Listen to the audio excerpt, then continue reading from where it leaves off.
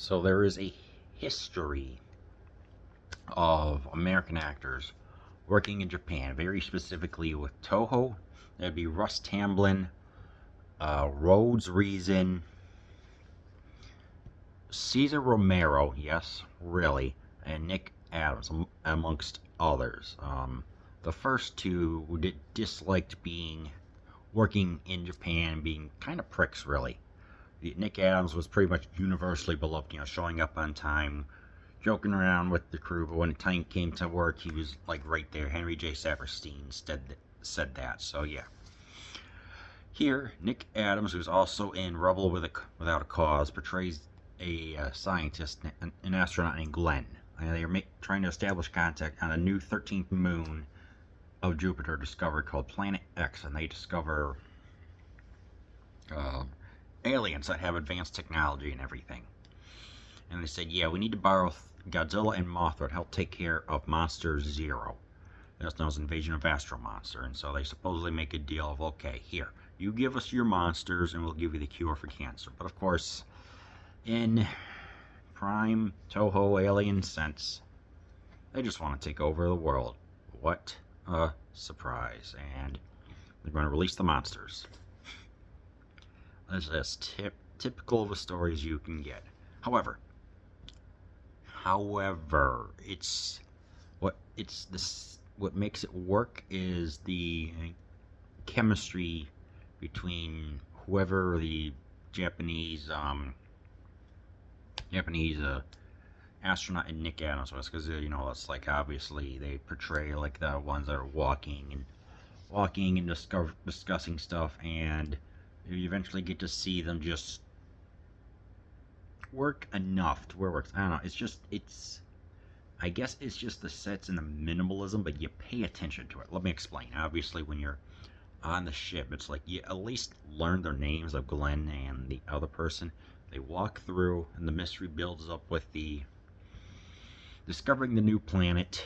And when they're discovering the new planet, you obviously have all the sets. The sets here, although minimalistic, are memorable and work well because the size comparison, scale, the technology that the Zillions have and everything. And yeah, although those costumes, man, the black and gray leather, whatever it is, garbage bag leather, is just absolutely ridiculous.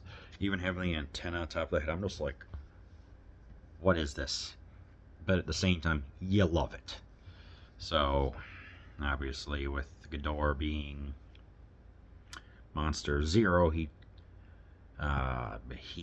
doesn't really terrorize the planet. He's just there, and the aliens receive orders from a computer to pretty much just do whatever. But at the same time, there's a romance going on between one of the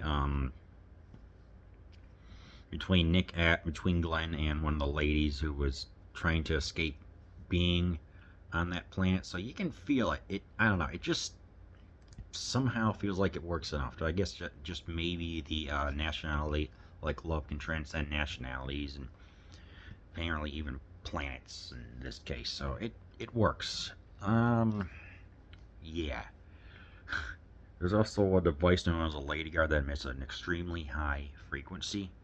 I guess that was an EHF, and this guy is trying to sell it and everything, but obviously it doesn't work.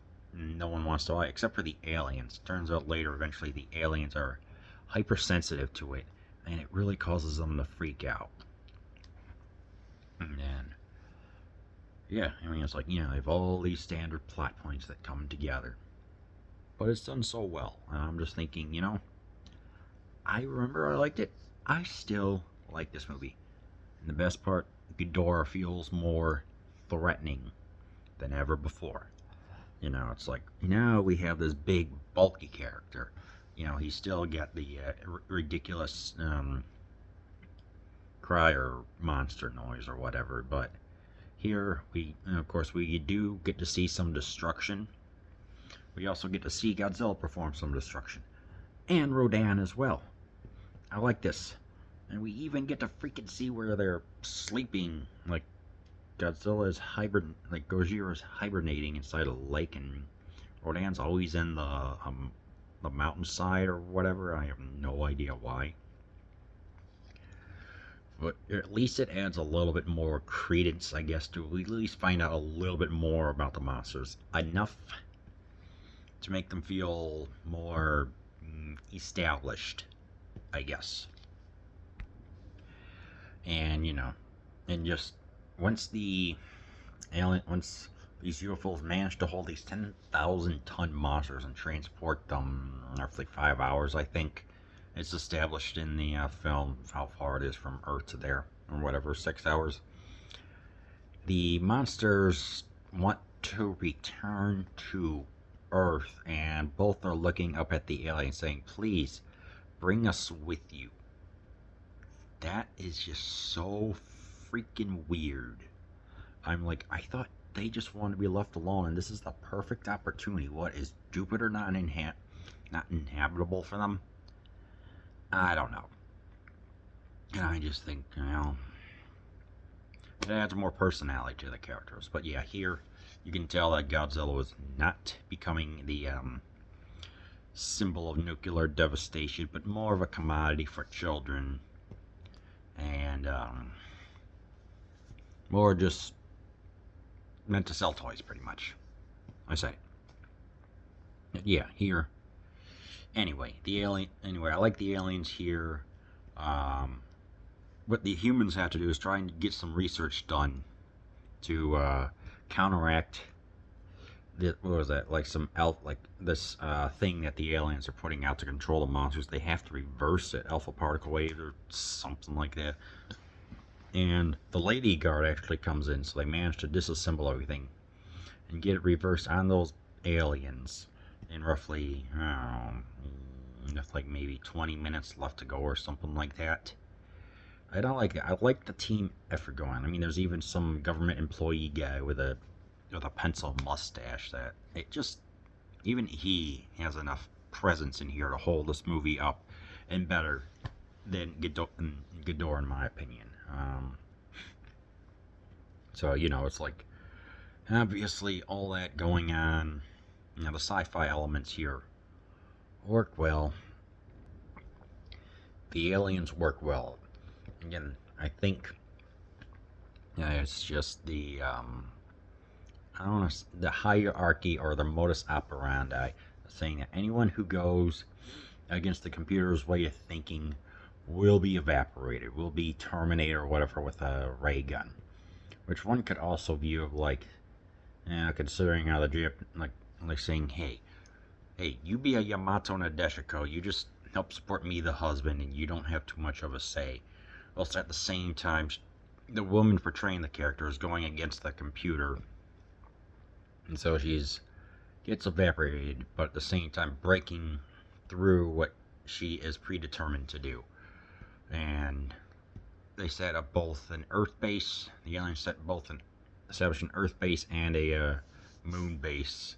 So we get a lot of personality here. I mean, even the leader himself looks intimidating and cool and everything, but he's even got the subordinates around. So, yeah, like I said, the sets work here. I think, obviously they reuse some of the sets. Decorated enough, and I don't know.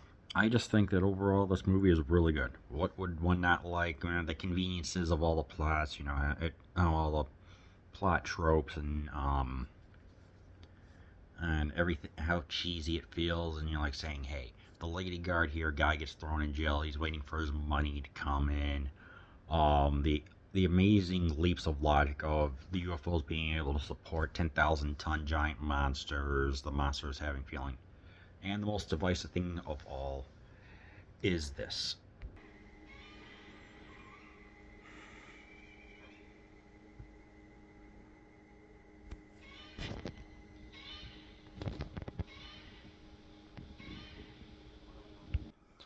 And you're just wondering, WTF was that? So there was this manga or anime called also Matsu-san. And when it was very popular in Japan, I think it was called that dance that he was doing was called a shie. That means he was very, very excited. And because it was so popular at the time, it was pretty much a meme in Japan in the 1960s. They included that. So yeah, that's pretty much what it was. I think it would be like, obviously, see all the memes going on here. That part is so divisive. I love it. It's so stupid. It's great. So yeah, do recommend that you watch Invasion of Astro-Monster despite everything. Rating, yeah, like I said, bro. Actually, I gave Ghidorah 2.5. This one's like a 3 to 3.5. Your mileage may vary, but yeah, watch Invasion of Astro-Monster.